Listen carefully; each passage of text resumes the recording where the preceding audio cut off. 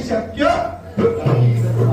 जिथे स्वामी पाय तिथे येऊन काय स्वयं भक्त प्रारब्ध घडवी ही माय आदरे विना काळनानी त्याला परलोकैना उगाच वितोती भय पळू दे जवळ उभी स्वामी शक्ती पळू दे जगी जन्म मृत्यू असे खेळ जानता नको घाबरतो असे बाळ जानता.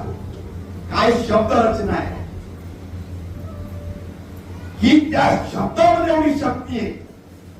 नको घाबरतो तो बाळ जानता आहे. ह्या जगामध्ये जन्म मृत्यूचा खेळ चाललेला आहे पण तुझ्या सोबत मी आहे. तू ह्या जन्म मृत्यूच्या खेळातून सोडवणार नाहीये. परत स्वामींच्या त्या तारक मंत्राचं शेवटचं वाक्य आहे का, विभूती नमन नाम ध्यानादी तीर्थ स्वामींच या पंचप्राणा होतात.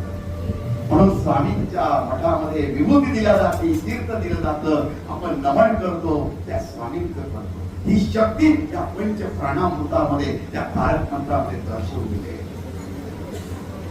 निशंक हो निर्भय हो. अरे निशंक, मनामध्ये कुठलाही शंका ठेवू नको, संशय ठेवू नको आणि निर्भय हो. माझ्याजवळ येताना हे शब्द त्याचे तुम्ही तारक मंत्राचा अभ्यास करा. त्याच्यावर बोलायला गेलं तर मला एक दिवस सुद्धा कमी पडेल, म्हणून मी शॉर्टकट मध्ये सांगितलं. या तारक मंत्राच्या एका शब्दामध्ये स्वामींनी शक्ती दिलेली आहे. म्हणून तारक मंत्रामध्ये एवढी शक्ती आहे, जर तुम्ही हातामध्ये तीर्थ घेतलं तर तुम्ही तारक मंत्र म्हणूनच ते तीर्थ केलं पाहिजे. ती शक्ती स्वामींची निर्माण होती या तारक मंत्राच्या त्या तीर्थामध्ये.